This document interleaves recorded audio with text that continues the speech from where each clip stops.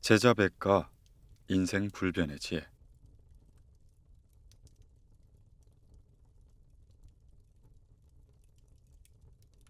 사람을 섬길 줄 모르는데 어찌 귀신을 섬길 줄 알겠는가. 천인관계. 공자.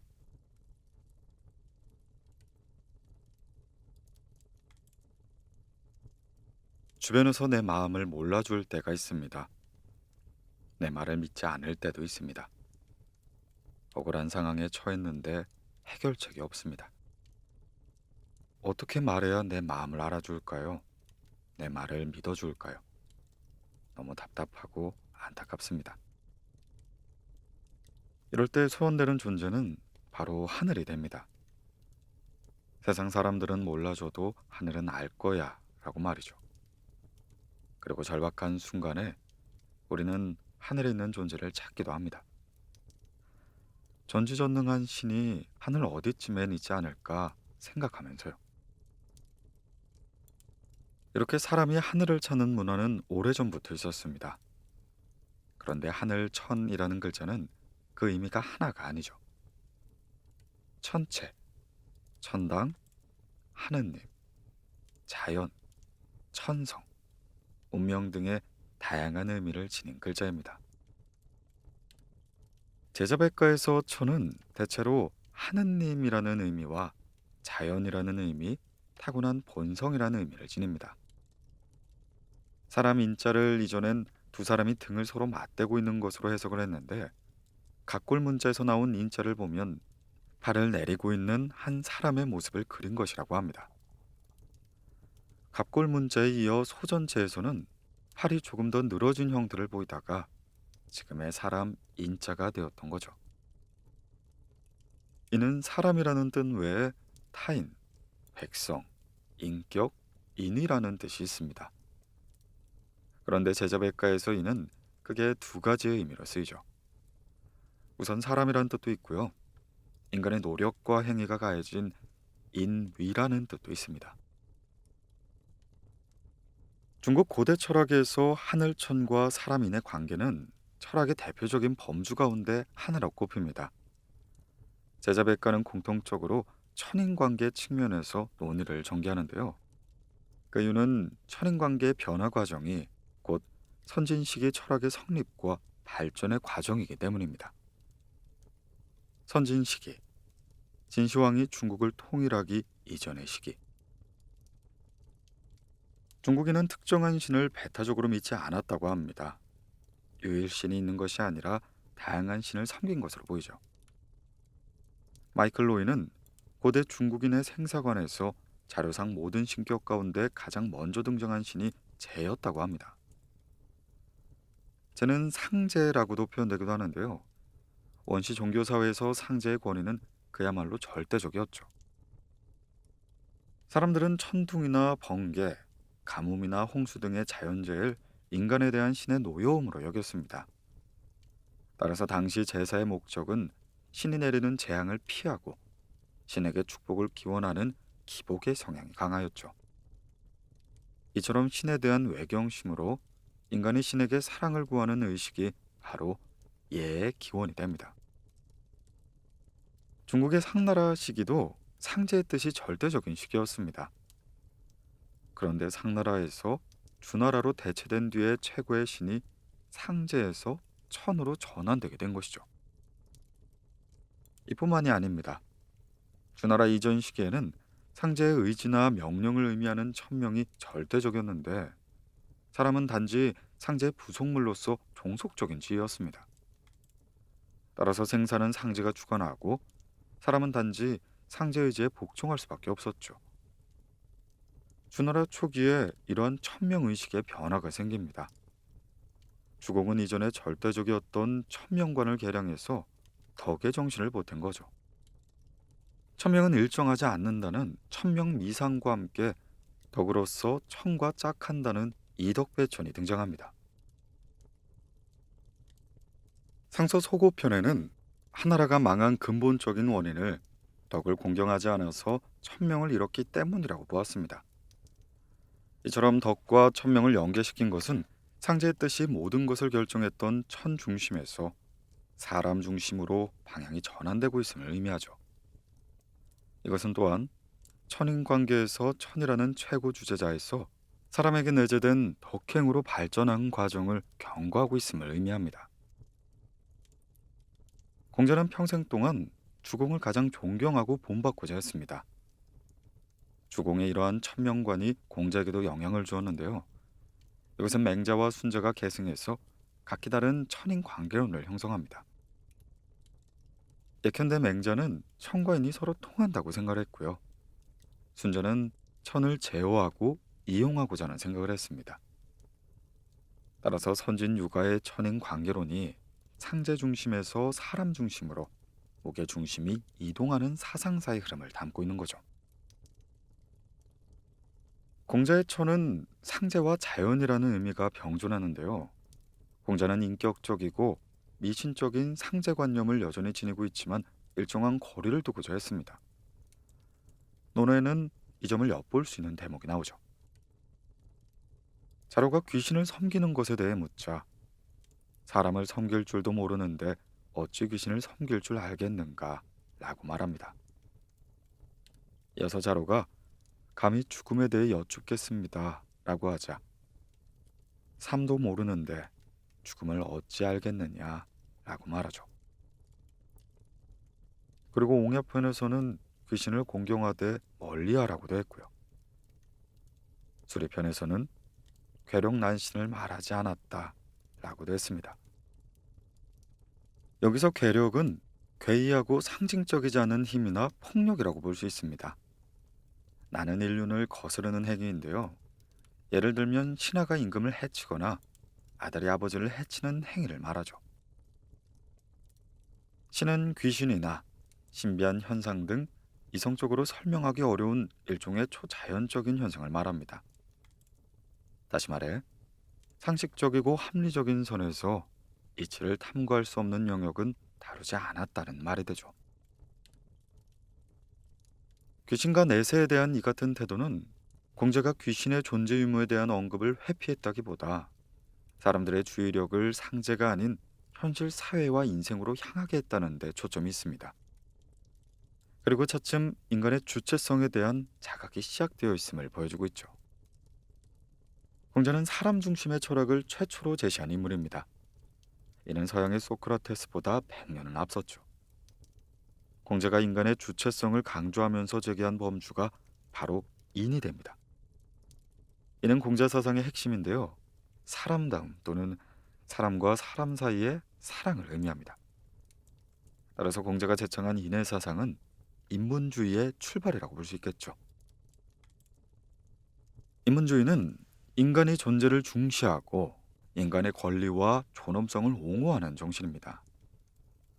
인문주의는 휴머니즘이라고도 하며 인간주의, 인본주의라고도 표현하는데요. 노예제에서 봉건제로 이행되는 시기인 춘추 전국시대에 인간 중심의 철학을 열었다는 점이야말로 공자의 위대한 점이라고 말할 수 있겠네요.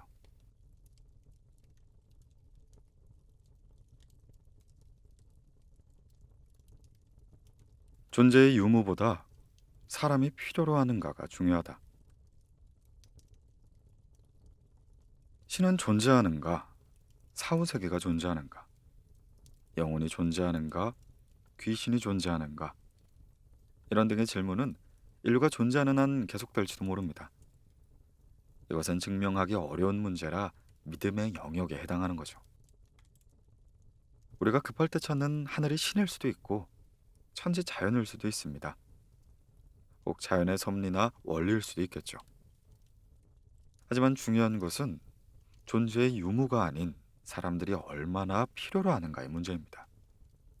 그리고 사람에게 주는 긍정적인 영향력입니다. 종종 마음이 너무 지치고 힘들 때 종교는 의지처가 되어줍니다. 신에게 뜻대로 하시라고 맡기고 마음을 내려놓을 수가 있죠. 시한부 선고를 받은 환자는 죽으면 끝이라는 것을 인정하기가 어렵고 받아들이고 싶지 않을 수가 있습니다. 그럴 때 사후에 세계가 있다는 게 그에겐 위로가 될 수 있겠죠. 갑작스레 가족을 잃은 유가족은 영혼이 있어서 사랑하는 사람이 어딘가에 존재하길 바랄 수 있습니다. 그럴 때 사람들은 증명하지 못하는 믿음의 영역에서 도움을 받게 되는 거죠. 그러니까 사람에겐 하늘이 필요한 겁니다. 이와 같이 사람들이 신에 의지하고자 하는 마음은 지극히 자연스럽다고 볼 수 있습니다. 공자가 상제의 존재를 인정하면서도 거리를 두고자 한 태도는 이런 나약한 인간의 신앙은 부정하지 않지만 거기에 지나치게 매몰되어선 안 된다는 걸 의미합니다. 모든 자연현상과 인간사에 신이 관여한다고 본 고대인들에게 사람 일은 사람이 주체가 되어야 한다고 말하는 것이죠. 다시 말해 세상의 주체를 인간으로 세우려고 한 태도라고 할 수 있습니다. 이러한 공제의 태도는 신앙이 개인의 삶에 긍정적인 영향을 미치지만 신앙이 모든 문제에 해답을 줄 수 없다는 합리적인 관점이겠죠. 따라서 신에게 의지할 영역은 유지하면서 사람이 해야 할 영역에선 사람이 주인이 되는 그런 균형 있는 자세를 가져야 하는 겁니다.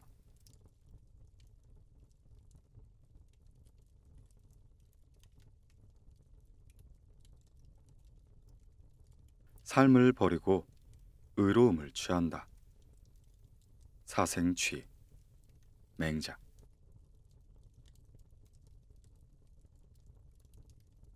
우리의 주변에는 위험을 무릅쓰고 타인의 목숨을 구한 의인들이 있습니다. 세월호가 침몰할 때 다른 이들을 탈출시키느라 본인은 빠져나오지 못한 교사와 승무원, 그리고 학생들이 있었죠. 선로에 추락한 취객을 구하기 위해 구조를 돕다가 열차를 피하지 못한 청년이 있었습니다. 원룸 화재 현장에서 일찍 대피하고서도 다시 들어가서 자고 있던 이웃을 모두 깨우고 대피시켰지만 본인은 연기를 마시고 목숨을 잃은 청년이 있었습니다. 이러한 의인들의 숭고한 정신과 용기 있는 행동은 공자의 살신성인과 맹자의 사생취를 실천한 예이죠. 그들은 한 채의 망설임도 없이 자신의 안전은 뒤로 한 채 다른 사람의 목숨을 구하기 위해 몸을 던졌습니다. 인들의 행동은 사람의 마음을 숙연하게 합니다. 세상은 의인들의 고귀한 목숨이 헛되지 않도록 이들을 잊지 말고 이들을 오래오래 기억하고 기려야 하겠죠. 도리를 다하고 천수를 누리다. 제 수명대로 죽는다. 맹자는 생명을 중시했습니다. 예의와 격식보다 생명이 먼저였죠. 순우군이 제수가 물에 빠졌을 때 손으로 구하는 것이 옳느냐는 질문을 합니다. 이에 대해 맹자는 제수가 물에 빠졌는데 구하지 않는 건 숙량이라고 답하죠. 그러면서 남녀가 주고받음에 직접 하지 않는 것은 예의고 제수가 물에 빠졌을 때 손으로 당기는 건 권도라고 말합니다. 여기서 권이란 저울의 추를 말하는데요. 물건의 경중을 저울질한다는 의미입니다. 상황을 저울질해 보았을 때 물에 빠진 사람의 목숨을 구하는 일이 남녀 간의 예절보다 중요한 일이기에 구한다는 겁니다. 사람의 목숨을 구함에 있어선 남녀를 분별하지 않는 거죠. 한편 무모한 용기는 반대를 합니다. 맹자는 죽을 수도 있고 죽지 않을 수도 있는데 죽는다면 용기를 해치는 것이다 라고 말합니다. 무모한 희생과 자살은 맹자가 보기에 용기가 아니었죠. 오히려 용기를 해치는 행위입니다. 무모하게 생명을 잇는 것은 천이 부여한 명을 모르는 행위에 해당하는 거죠. 이와 더불어 맹자는 정명을 제시합니다. 정명이란 도리를 다하고 천수를 누리다가 제 수명대로 죽는 것을 의미하는 거죠. 천명이 아닌 것이 없으니 그 명을 순리대로 받아들여야 한다. 그러므로 천명을 깨달아 아는 사람은 위험한 담장 밑에는 서지 않는 것이니 자기의 도를 다하고 죽는 것은 정명이고 질곡 사는 것은 정명이 아니다. 여기서 도리는 천이 사람에게 부여한 것입니다. 맹자가 보기에 사람은 태어날 때부터 천리의 본성을 가지고 있습니다. 그렇지만 후천적인 영향으로 인해 가려지기 때문에 일생 동안 부단히 노력해 이러한 요소를 제거하고 하늘이 부여한 선한 본성을 회복해야 합니다. 따라서 맹자에게 있어서 자기 수양과 교육, 정치는 모두 천리를 드러내는 과정이었던 거죠. 그런데 정명은 삶의 과정만 해당되지 않습니다. 임종할 때의 모습도 온전한 게 중요했던 거죠. 이를테면 형벌을 받아 신체가 손상되거나 제명을 다하지 못하는 요절은 정명이 될 수가 없습니다. 형벌을 받고 죽는 건 위험한 담장 밑에서 깔려 죽는 것과 마찬가지로 정명이 아닙니다. 죽지 않아도 되는데 무모하게 목숨을 잃는 것은 공자도 마찬가지로 비판했던 부분이죠. 이것은 타인의 생명을 중시하는 건 못지않게 자신의 생명을 중시하라는 의미입니다. 맹자의 이런 인정사상과 정명사상을 통해 맹자는 무엇보다 사람의 생명을 중시했음을 알 수가 있죠.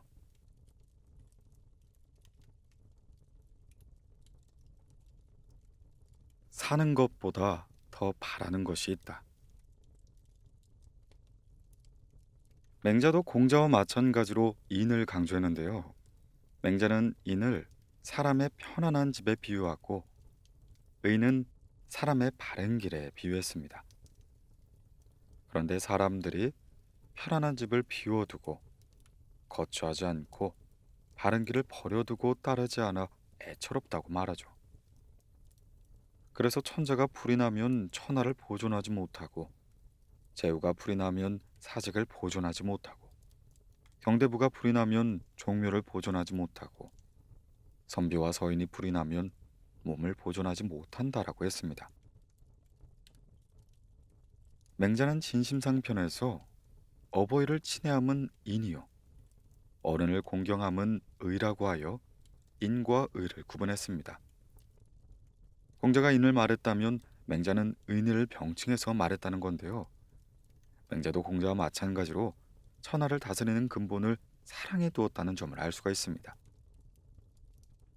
그리고 내 아버지를 사랑하게 하는 것으로서 다른 어버이에게 미치는 것, 내 아이를 사랑하는 것으로서 다른 아이에게 미치는 것은 먼저 가까운 이에 대한 사랑을 하고 그것으로서 이웃을 향한 사랑으로 넓혀간다는 점에서 공자와 일치하는 부분입니다. 한편 맹자는 인의를 실천하는 것에 대해서 인의로 말미암아 행동하는 것인지 인과 의를 실행하는 것이 아니다라고 명확하게 구분합니다. 여기서 말하는 인의로 말미암아 행동하는 것은 인의가 이미 마음속에 내재되어 있어 모든 행위가 이로부터 자연스럽게 나온다는 걸 의미하죠.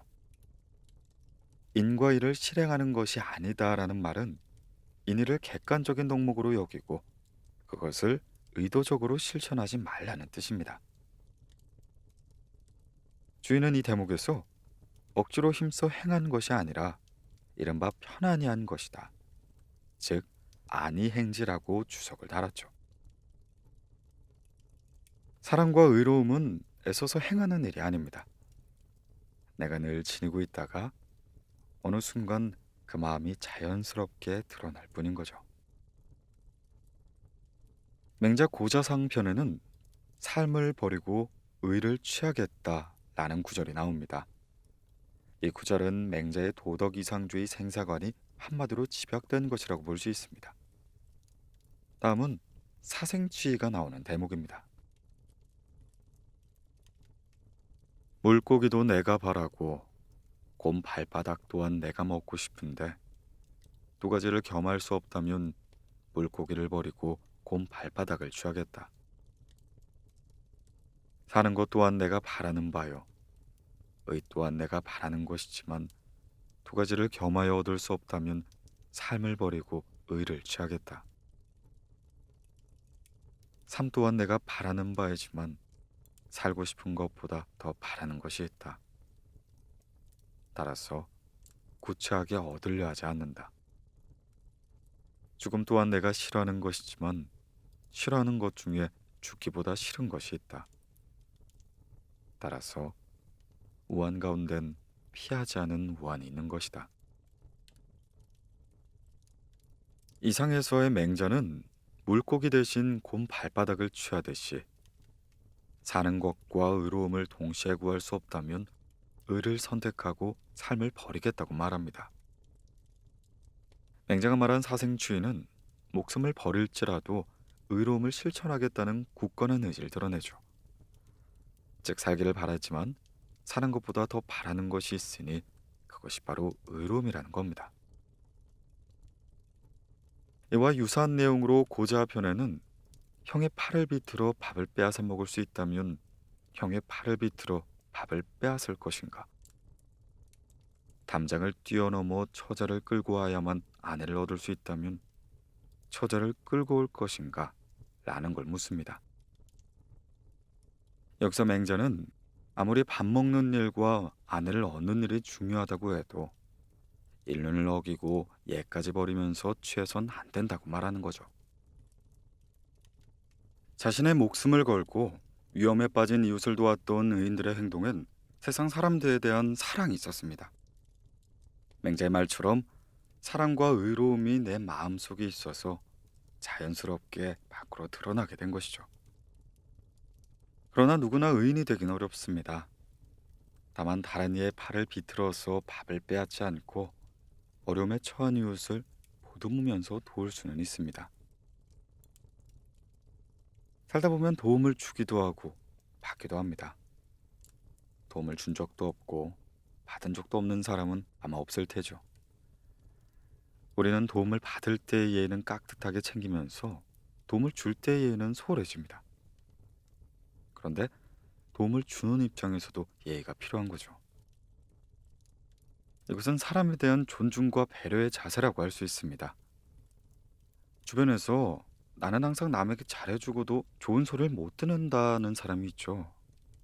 만약 내가 그런 경우라면 도움을 줄 때 상대방에게 어떻게 했는지 되짚어 봐야 합니다. 그를 무시했다거나 자존심을 건드린 적은 없는지 되돌아봐야 하는 거죠.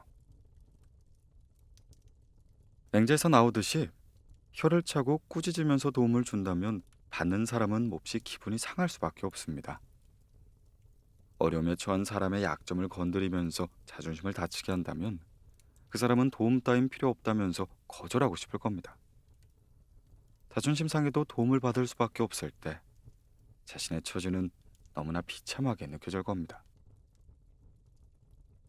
의인들이 자신의 목숨을 희생해서 구하고자 한 이들은 평소에 잘 알던 사람도 있겠지만 처음 보는 사람인 경우도 많았습니다. 그리고 그 행동은 누군가의 위급한 상황을 보고 망설임 없이 즉각 반응했던 행동이었습니다. 만약 자신이 위험해질 수 있다는 생각에 주저했다면 해낼 수 없는 일이었죠.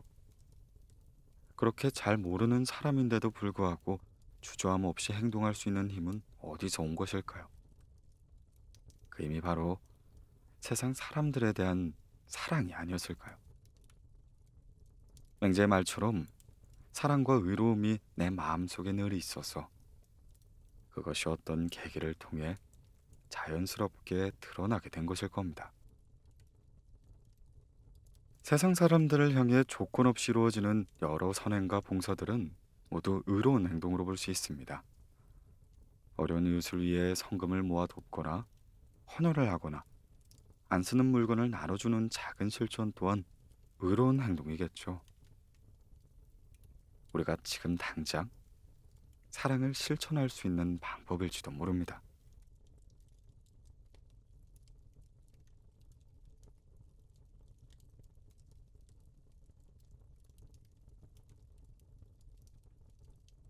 사람은 사회 질서에 반하는 욕망을 갖고 태어난다. 성악설, 순자. 전국 시기의 두 사상자는 상반된 인성론을 펼쳤습니다. 맹자는 본성이 선하다고 했고 순자는 본성이 악하다고 했죠. 그렇다면 사람의 본성이 선한지 악한지가 왜 중요한 문제일까요? 내가 사람을 어떤 존재로 규정하는가는 내가 세상을 보는 관점에 영향을 주게 됩니다. 그래서 나의 일상에서 그 관점이 관철되게 되죠. 예를 들어서 만약 친한 친구에게 돈을 빌려주었는데 약속한 날짜에 돌려받지 못하여 곤란을 겪게 되는 경험을 했을 때 그 일을 대처하는 나의 태도가 다르게 됩니다. 맹자의 관점이라면 어떨까요? 친구의 본성이 선하다고 생각하니까 만나서 왜 그랬는지 자초지종을 듣고 앞으로 그러지 말아달라 부탁할 것 같습니다. 순자의 관점이란 어떨까요? 먼저 친구를 너무 믿은 자신을 책망할 것 같습니다. 그리고 이런 행동이 나온 이유를 분석하고 안전한 거래를 위한 장치를 갈구할 것 같아요. 그것도 아니라면 다시는 돈거래는 하지 말아야겠다고 다짐할 것 같습니다. 이렇게 사람을 어떤 존재로 보는가는 일상의 삶에서 나의 행동을 규정하는 것이죠. 순자 성악편의 첫머린 사람의 본성은 악하니 그 선한 것은 위다 라고 시작합니다. 그리고 위의 문장은 선악편에서 수차례 반복해서 나오죠. 성악설은 순자가 맹자의 성선설을 비판하면서 전개한 주장입니다. 그런데 여기서 주의할 것은 순자가 말한 성악설의 악이 윤리적인 선악의 의미가 아니라는 것이죠. 사회질서에 반한다는 의미의 악이라는 점입니다. 즉, 사람은 악하게 태어난다는 의미가 아니라 사람은 사회질서에 반하는 욕망을 갖고 태어난다 라는 의미의 악을 말하는 거죠. 맹자가 선험적이고 윤리적인 측면에서 성서를 논했다면 순자는 사회적인 견주에서 질서에 반하는 성향으로서 성악을 논한 겁니다. 순자가 말하는 성은 사람이 태어나면서 가지고 온 질박한 자연의 속성입니다. 본성이라고 표현할 수 있겠네요. 위는 인위라고 표현하면 더 이해가 쉽겠습니다. 오늘날 자연스럽지 못하고 가공되거나 꾸며진 모습을 의미하는 게 아닙니다.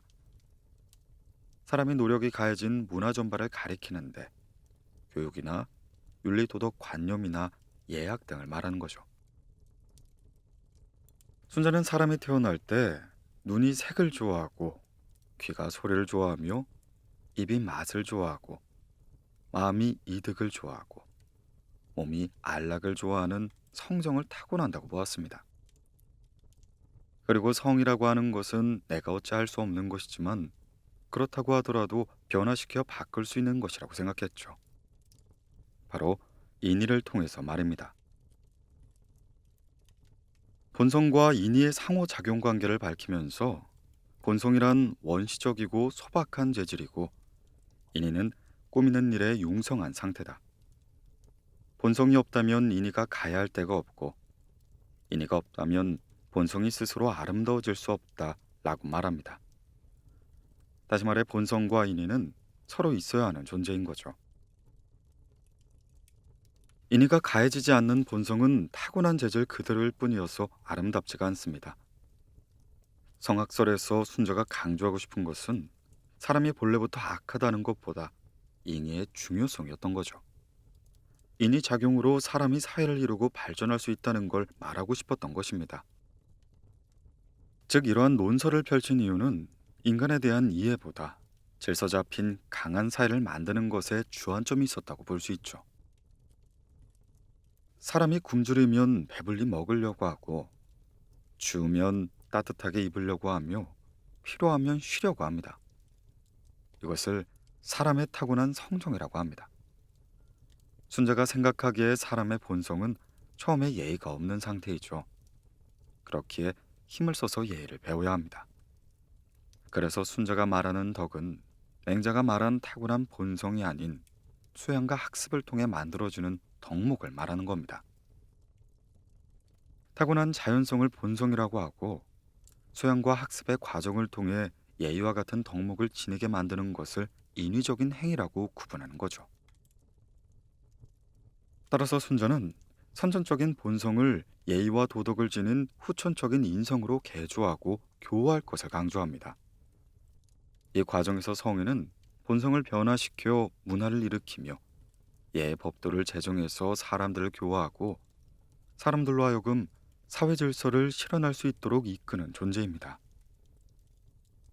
순자가 보기에 사람의 본성은 군자나 소인이 똑같지만 사회적인 학습을 바탕으로 어떻게 문화를 일으키고 예를 만드느냐에 따라 군자가 되기도 소인이 되기도 합니다. 순자는 요순우와 같은 성왕이 거리나 도척과 다를 수 있었던 이유가 바로 예를 만들었기 때문이라고 한 거죠.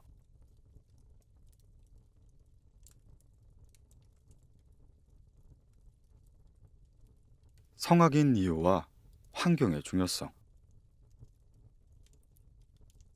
순자에 따르면 사람은 자신 안에 없는 것을 반드시 밖에서 구하기 마련이라고 합니다.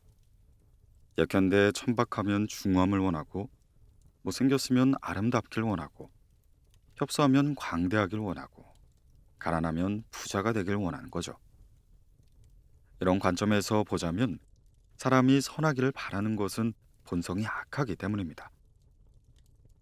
따라서 사람의 본성은 처음부터 예의가 없기 때문에 예의를 가지는데 힘써야 한다고 주장하는 거죠. 또 순자는 만약 본성이 본래 선한 것이라면 선왕이나 예의는 더 이상 필요하지 않게 된다고 말합니다. 사람이 선왕의 다스림과 예로서 교화하는 것을 귀하게 여기는 까닭이 바로 본성이 악하기 때문이라는 것이죠. 예를 들어 뒤틀린 활을 바로잡게 하는 도지기가 생긴 이유는 굽은 나무 때문이고, 먹줄이 생긴 이유는 사물이 곧지 않기 때문입니다. 훌륭한 군주를 세우고 예의를 밝히는 이유는 인간의 본성이 악하기 때문이란 논리죠. 한편 순자는 환경의 중요성도 언급합니다. 선악편의 마지막 장에서 도지개와 숫돌, 채찍질의 역할을 비유하면서 주변 환경이 얼마나 중요한지를 이렇게 말합니다. 옛날에 좋은 활은 훌륭한 도지개가 없었다면 만들어질 수 없었으며, 명검도 숫돌에 갈지 않았다면 날카로워질 수 없고, 사람의 힘이 가해지지 않는다면 사물을 자를 수 없다. 또한 명마도 앞에는 제갈과 고삐의 견제가 있고, 뒤에는 채찍질의 위험이 있으며, 위에는 말부림이 있어야 천리를 치달을 수 있다. 이와 함께 어진 스승을 모시고 섬기면서 좋은 친구를 가려 벗을 삼아야 한다고 권고합니다. 만일 주변에 속임수와 거짓말, 탐욕스러운 행실을 일삼는 사람을 가까이 둔다면 나도 모르는 사이에 형벌을 받는 처지가 될지 모른다고 하죠. 순자는 사람 됨을 모르겠거든 그 친구를 보고, 군주를 알지 못하거든 좌우측근을 보라 라는 말을 하며 환경의 중요성을 강조했습니다.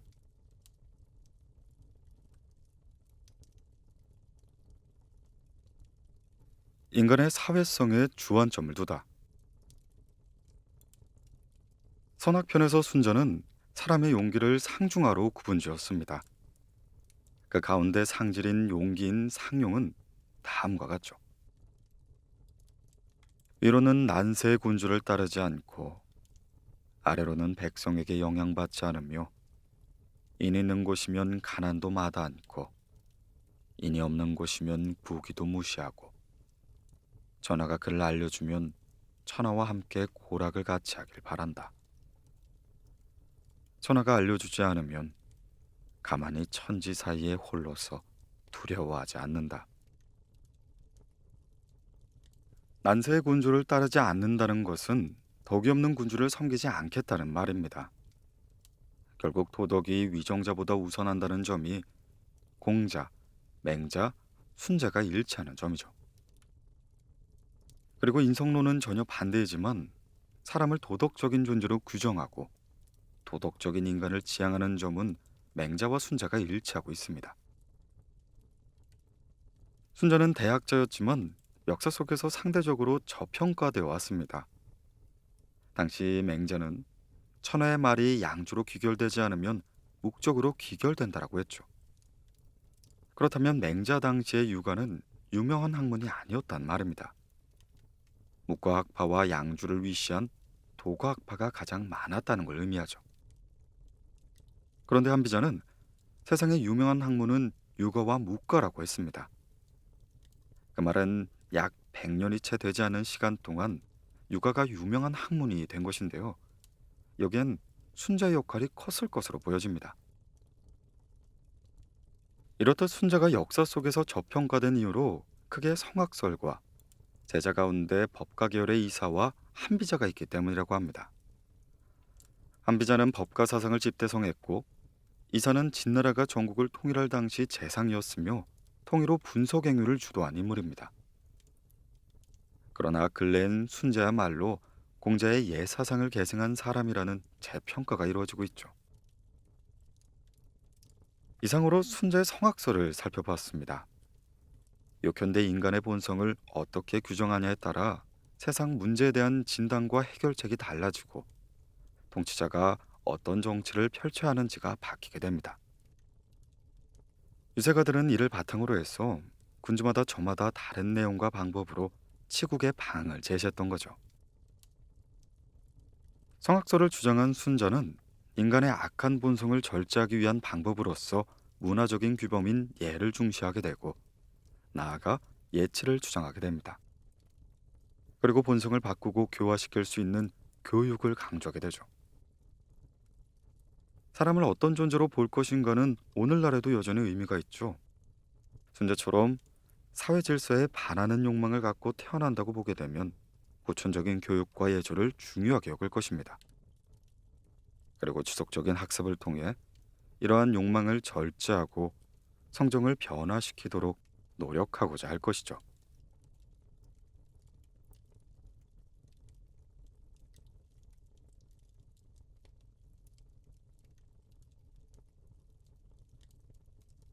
변화의 철학, 도와 덕, 노자.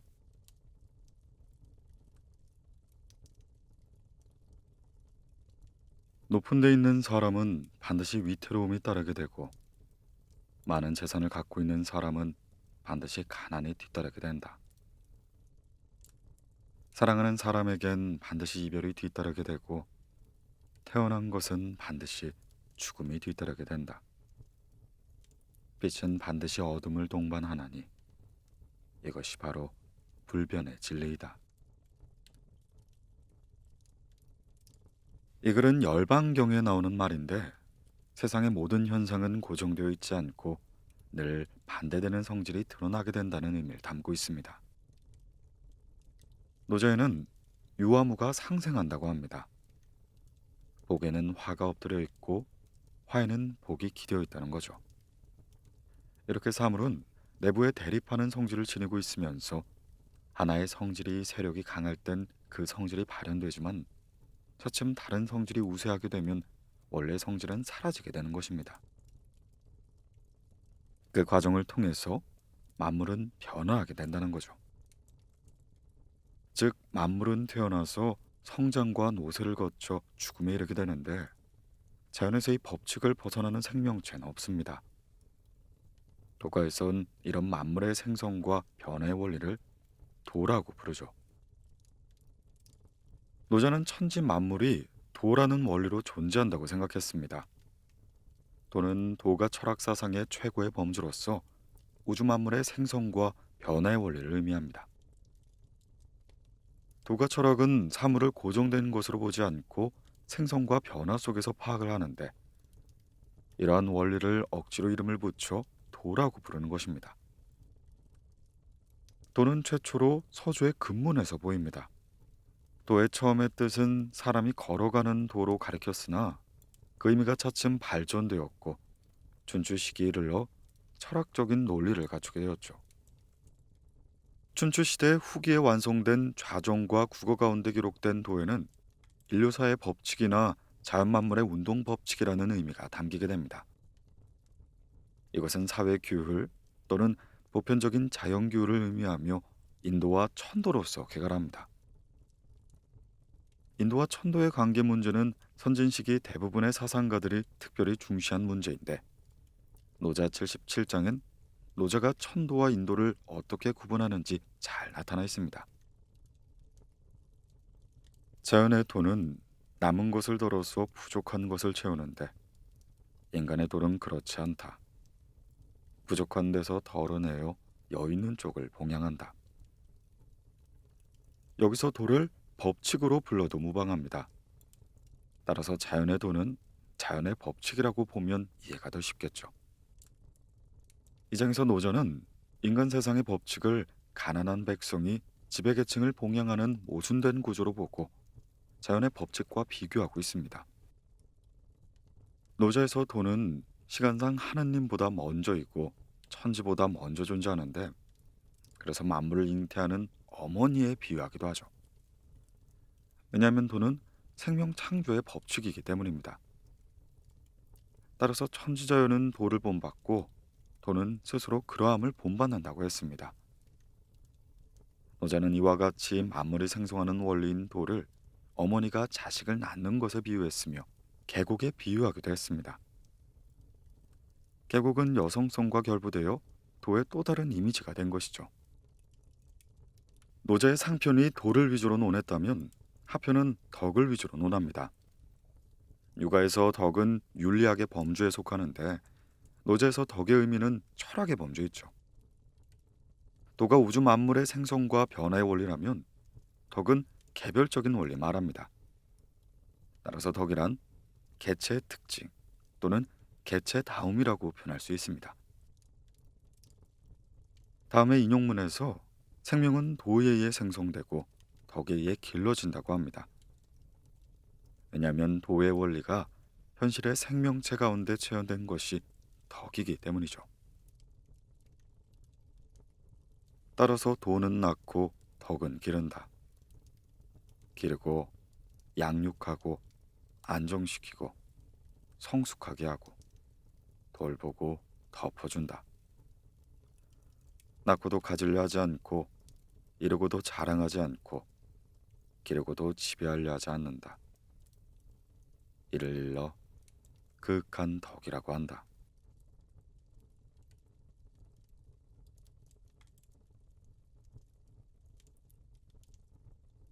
유와 무는 서로 살게 해준다. 노자는 만물은 끊임없이 생성하고 변하는 원리에 의해 존재한다고 보았습니다. 노자의 유무상생과 화와 복이 서로 변한다는 주장은 대립하는 개념이나 상황이 상호작용하면서 변화한다는 관점을 담고 있죠. 유와 무는 서로 살게 해주고 어려움과 쉬움은 서로 이루어주며 길고 짧음은 서로 비교하고 높고 낮음은 서로 기울며 음과 성은 서로 조화를 이룬다. 앞과 뒤는 서로 따르는데 이는 항상 그러하다. 여기서 노자는 유와 무뿐만 아니라 어려움과 쉬움, 장단, 고하, 전후 등 대립되는 개념을 나열합니다. 유는 무 때문에 유가 되고 무는 유 때문에 무가 되는 것인데, 그러면서 서로는 상대가 존재할 수 있도록 해주는 거죠. 달리 말해서 우리가 무언가 길다고 말할 수 있는 것은 그보다 짧은 것이 있기 때문이고, 높다고 말할 수 있는 것은 낮은 것이 있기 때문입니다. 화와 복도 마찬가지인데, 이들은 모두 고정된 채 있지 않고 언제나 움직이면서 변화하는 거죠. 화여 복이 기대어 있다. 복이여 화가 엎드려 있다. 누가 그 끝을 알겠는가? 옳은 것은 없다. 옳음이 변하여 기이한 것이 되고 선함이 변하여 요상한 것이 된다. 노자는 이와 같이 화복이 대립하면서 서로에게 의지하며 존재하다 화가 복이 되고 복이 화가 된다고 말합니다. 옳은 것이 기이한 것이 되고 선함이 요상하게 변할 수 있다 말하는 거죠. 그렇게 되는 이유는 복 안에는 이미 화의 요소가 잠복해 있으며 바르게 보이는 것도 기이함이 잠재되어 있기 때문입니다. 즉 세상엔 고정된 것이 없으며 세계는 대립물의 관계와 변화 속에 존재하는 것입니다. 다시 말해 이 세상을 변증법적으로 보는 것이죠. 이처럼 노자는 만물의 생성과 변화의 원리인 도가, 그 원리가 사물에 각각 실현되는 덕을 가지고 세상을 파악했습니다. 그리고 유와 무라는 대립물이 서로 상생하면서 만물이 변화되는 것을 세상의 원리라고 본 것이죠. 이처럼 사물이 고정되어 있지 않고 늘 변한다고 보는 관점은 도가 사상의 가장 큰 특징 중의 하나입니다.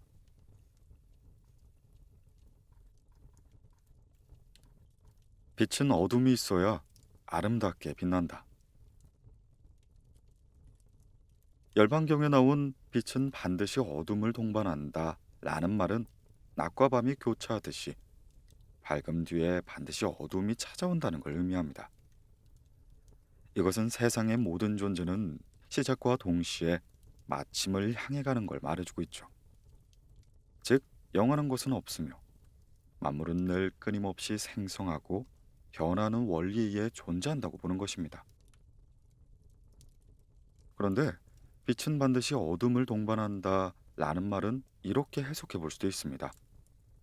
빛은 어둠이 있어야 아름답게 빛난다. 노자가 말한 유무상생처럼 어둠은 빛을 살리고 빛은 어둠을 살리는 것입니다. 왜냐하면 어두울수록 불빛은 더욱 찬란하고 아름다운 법이니까요. 인생에서 시련과 고난의 시기는 어둠에 비유할 수 있습니다. 이런 어둠의 시기를 지나는 건 몹시 힘들겠지만 이 속에서 자신의 한계를 극복하게 된다면 한층 성장한 자신과 마주할 수 있겠죠. 그리고 더 밝은 미래를 열어갈 힘을 얻게 되는 것입니다. 만약 인생에서 시련이 없다면 나중에 얻게 될 성취와 행복의 기쁨을 충분히 누릴 수 없을지도 모릅니다. 하오니 지금 아주 힘든 시간을 보내고 있다면 곧 다가올 밝은 내일을 맞이하기 위해 좀 더 힘을 내보면 어떨까요? 노제가 말한 대로 세상은 늘 변하고 있으며 영원한 어둠은 없을 테니까요.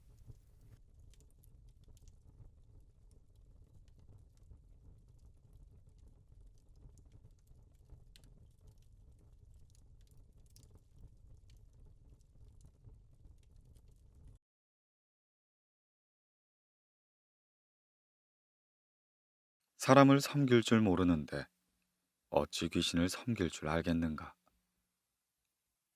천인관계, 공자.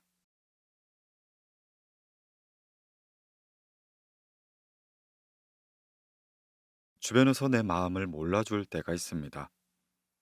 내 말을 믿지 않을 때도 있습니다. 억울한 상황에 처했는데 해결책이 없습니다. 어떻게 말해야 내 마음을 알아줄까요? 내 말을 믿어줄까요? 너무 답답하고 안타깝습니다. 이럴 때 소원되는 존재는 바로 하늘이 됩니다. 세상 사람들은 몰라줘도 하늘은 알 거야 라고 말이죠. 그리고 절박한 순간에 우리는 하늘에 있는 존재를 찾기도 합니다. 전지전능한 신이 하늘 어디쯤엔 있지 않을까 생각하면서요. 이렇게 사람이 하늘을 찾는 문화는 오래전부터 있었습니다. 그런데 하늘천이라는 글자는 그 의미가 하나가 아니죠. 천체, 천당, 하느님, 자연, 천성, 운명 등의 다양한 의미를 지닌 글자입니다. 제자백과에서 천은 대체로 하느님이라는 의미와 자연이라는 의미, 타고난 본성이라는 의미를 지닙니다.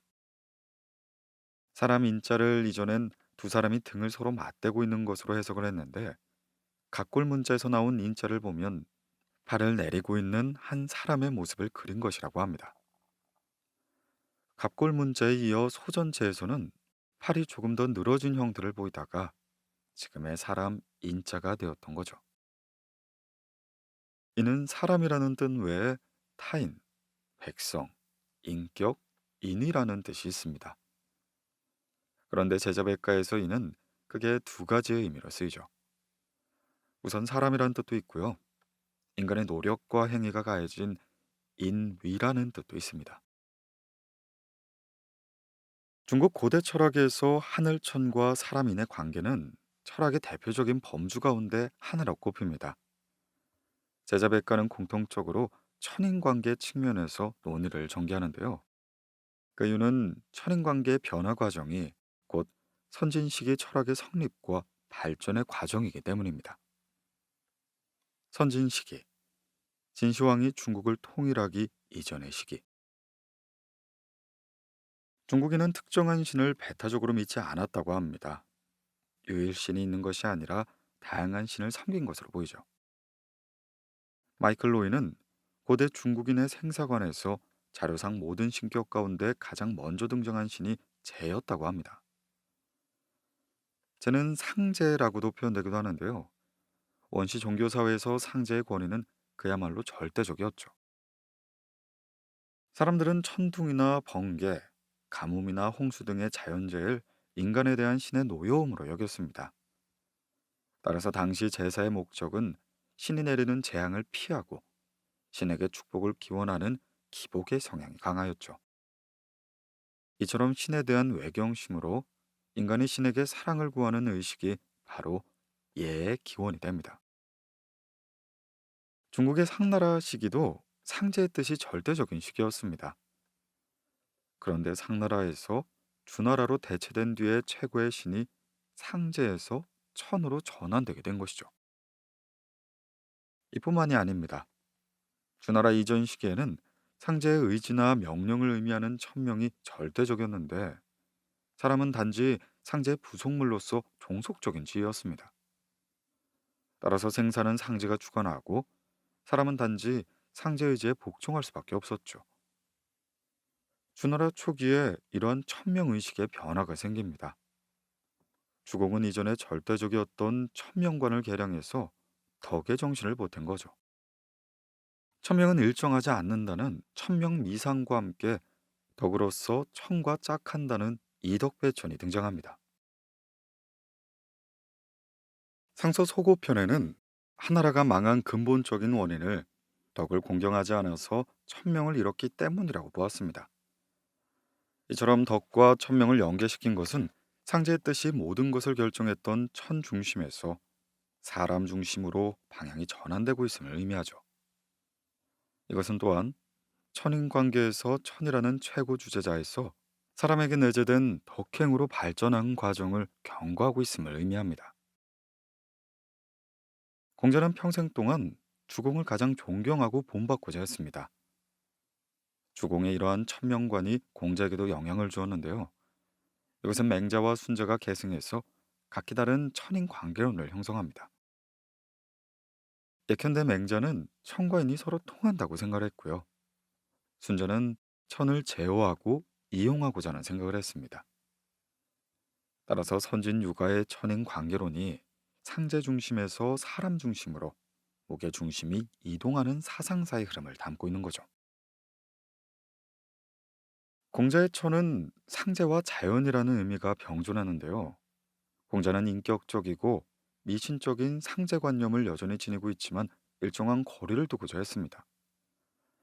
논어에는 이 점을 엿볼 수 있는 대목이 나오죠.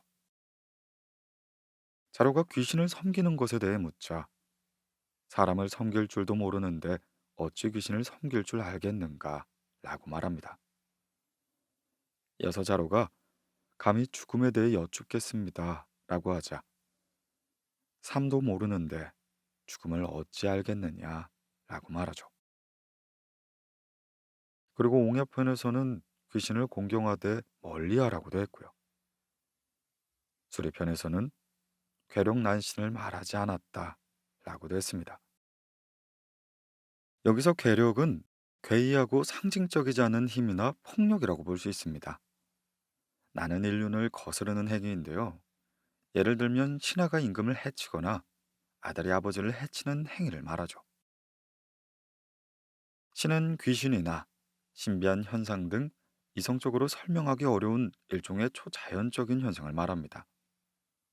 다시 말해 상식적이고 합리적인 선에서 이치를 탐구할 수 없는 영역은 다루지 않았다는 말이 되죠. 귀신과 내세에 대한 이 같은 태도는 공자가 귀신의 존재 유무에 대한 언급을 회피했다기보다 사람들의 주의력을 상제가 아닌 현실 사회와 인생으로 향하게 했다는 데 초점이 있습니다. 그리고 차츰 인간의 주체성에 대한 자각이 시작되어 있음을 보여주고 있죠. 공자는 사람 중심의 철학을 최초로 제시한 인물입니다. 이는 서양의 소크라테스보다 100년은 앞섰죠. 공자가 인간의 주체성을 강조하면서 제기한 범주가 바로 인이 됩니다. 이는 공자 사상의 핵심인데요. 사람다움 또는 사람과 사람 사이의 사랑을 의미합니다. 따라서 공자가 제창한 인의 사상은 인문주의의 출발이라고 볼 수 있겠죠. 인문주의는 인간의 존재를 중시하고 인간의 권리와 존엄성을 옹호하는 정신입니다. 인문주의는 휴머니즘이라고도 하며 인간주의, 인본주의라고도 표현하는데요. 노예제에서 봉건제로 이행되던 시기인 춘추 전국시대에 인간 중심의 철학을 열었다는 점이야말로 공자의 위대한 점이라고 말할 수 있겠네요.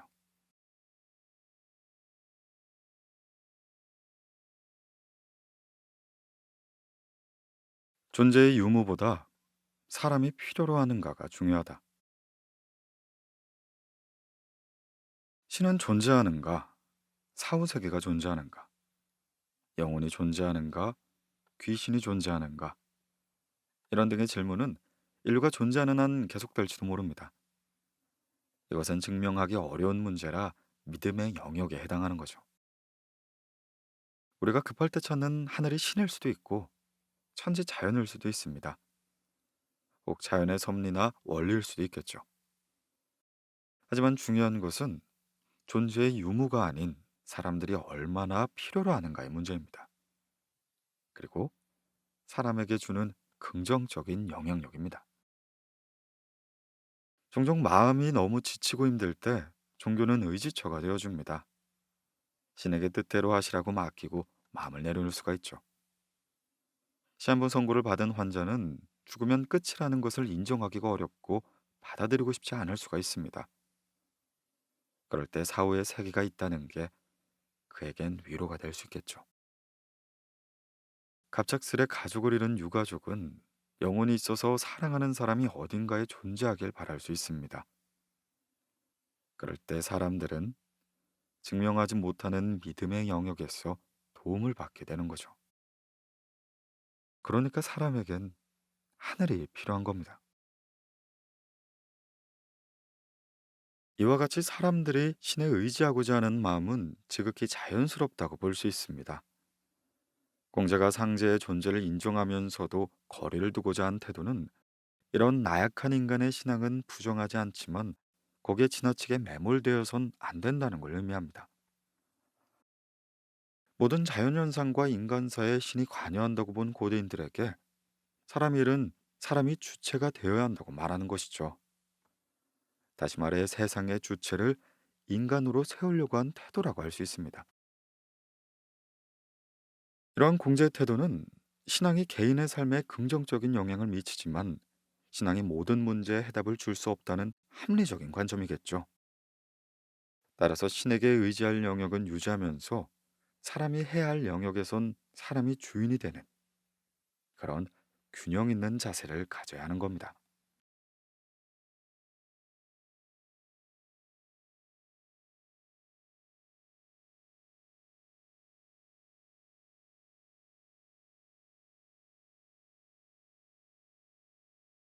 변화의 철학, 도와 덕, 노자.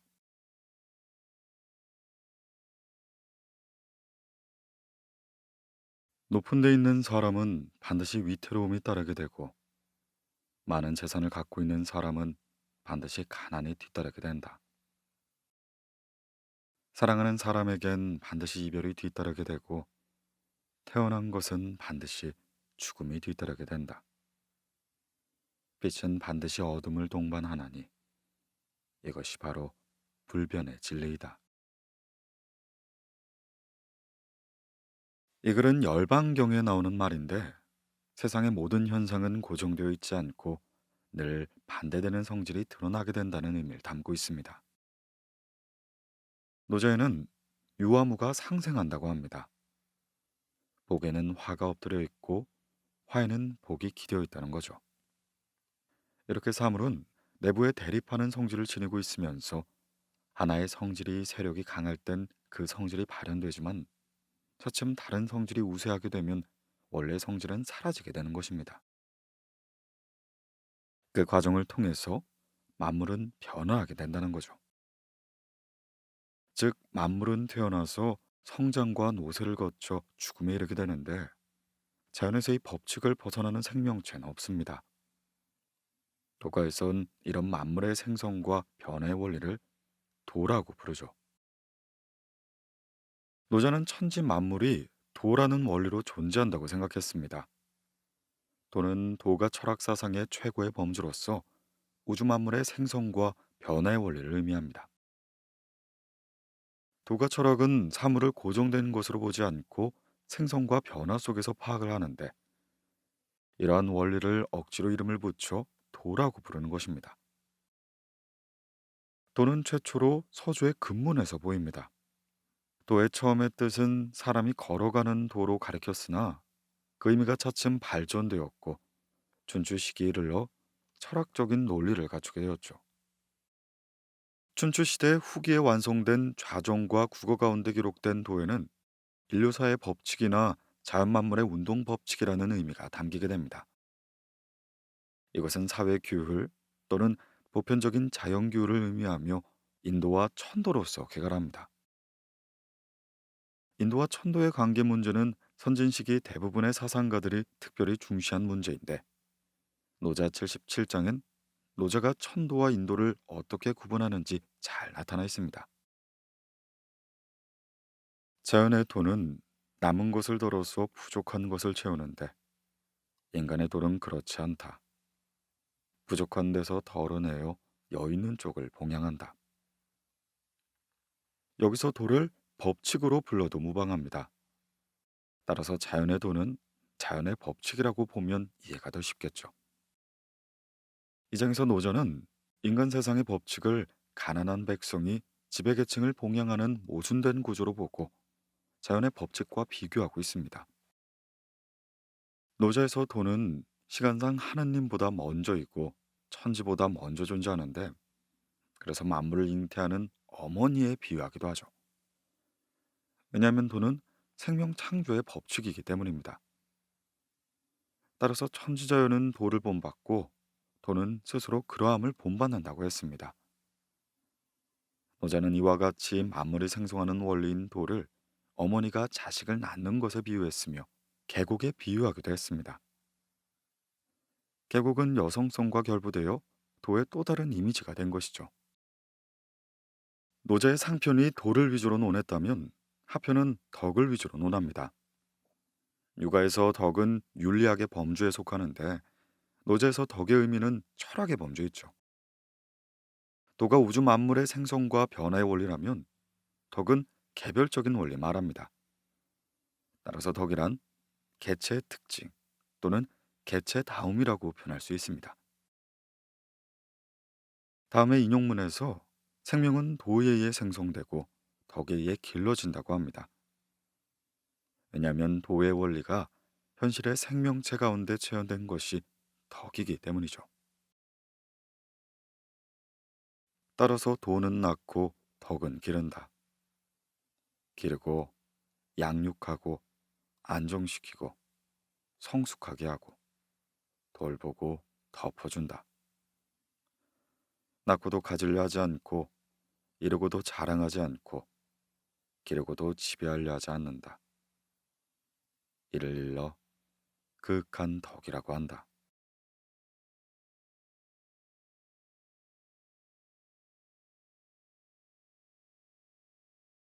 유와 무는 서로 살게 해준다. 노자는 만물은 끊임없이 생성하고 변하는 원리에 의해 존재한다고 보았습니다. 노자의 유무상생과 화와 복이 서로 변한다는 주장은 대립하는 개념이나 상황이 상호작용하면서 변화한다는 관점을 담고 있죠. 유와 무는 서로 살게 해주고 어려움과 쉬움은 서로 이루어주며 길고 짧음은 서로 비교하고 높고 낮음은 서로 기울며 음과 성은 서로 조화를 이룬다. 앞과 뒤는 서로 따르는데 이는 항상 그러하다. 여기서 노자는 유와 무뿐만 아니라 어려움과 쉬움, 장단, 고하, 전후 등 대립되는 개념을 나열합니다. 유는 무 때문에 유가 되고 무는 유 때문에 무가 되는 것인데, 그러면서 서로는 상대가 존재할 수 있도록 해주는 거죠. 달리 말해서 우리가 무언가 길다고 말할 수 있는 것은 그보다 짧은 것이 있기 때문이고, 높다고 말할 수 있는 것은 낮은 것이 있기 때문입니다. 화와 복도 마찬가지인데, 이들은 모두 고정된 채 있지 않고 언제나 움직이면서 변화하는 거죠. 화여, 복이 기대어 있다. 복이여, 화가 엎드려 있다. 누가 그 끝을 알겠는가? 옳은 것은 없다. 옳음이 변하여 기이한 것이 되고, 선함이 변하여 요상한 것이 된다. 노자는 이와 같이 화복이 대립하면서 서로에게 의지하며 존재하다 화가 복이 되고 복이 화가 된다고 말합니다. 옳은 것이 기이한 것이 되고 선함이 요상하게 변할 수 있다 말하는 거죠. 그렇게 되는 이유는 복 안에는 이미 화의 요소가 잠복해 있으며, 바르게 보이는 것도 기이함이 잠재되어 있기 때문입니다. 즉 세상엔 고정된 것이 없으며, 세계는 대립물의 관계와 변화 속에 존재하는 것입니다. 다시 말해 이 세상을 변증법적으로 보는 것이죠. 이처럼 노저는 만물의 생성과 변화의 원리인 도가, 그 원리가 사물에 각각 실현되는 덕을 가지고 세상을 파악했습니다. 그리고 유와 무라는 대립물이 서로 상생하면서 만물이 변화되는 것을 세상의 원리라고 본 것이죠. 이처럼 사물이 고정되어 있지 않고 늘 변한다고 보는 관점은 도가 사상의 가장 큰 특징 중의 하나입니다.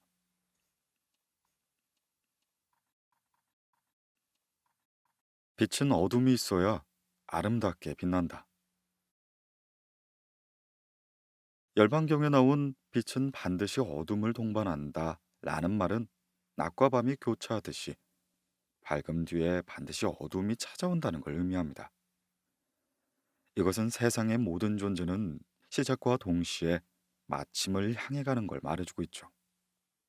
즉, 영원한 것은 없으며 만물은 늘 끊임없이 생성하고 변하는 원리에 의해 존재한다고 보는 것입니다. 그런데 빛은 반드시 어둠을 동반한다 라는 말은 이렇게 해석해 볼 수도 있습니다. 빛은 어둠이 있어야 아름답게 빛난다. 노자가 말한 유무상생처럼 어둠은 빛을 살리고 빛은 어둠을 살리는 것입니다. 왜냐하면 어두울수록 불빛은 더욱 찬란하고 아름다운 법이니까요. 인생에서 시련과 고난의 시기는 어둠에 비유할 수 있습니다. 이런 어둠의 시기를 지나는 건 몹시 힘들겠지만, 이 속에서 자신의 한계를 극복하게 된다면 한층 성장한 자신과 마주할 수 있겠죠. 그리고 더 밝은 미래를 열어갈 힘을 얻게 되는 것입니다. 만약 인생에서 시련이 없다면 나중에 얻게 될 성취와 행복의 기쁨을 충분히 누릴 수 없을지도 모릅니다. 하오니 지금 아주 힘든 시간을 보내고 있다면 곧 다가올 밝은 내일을 맞이하기 위해 좀 더 힘을 내보면 어떨까요? 노제가 말한 대로 세상은 늘 변하고 있으며 영원한 어둠은 없을 테니까요.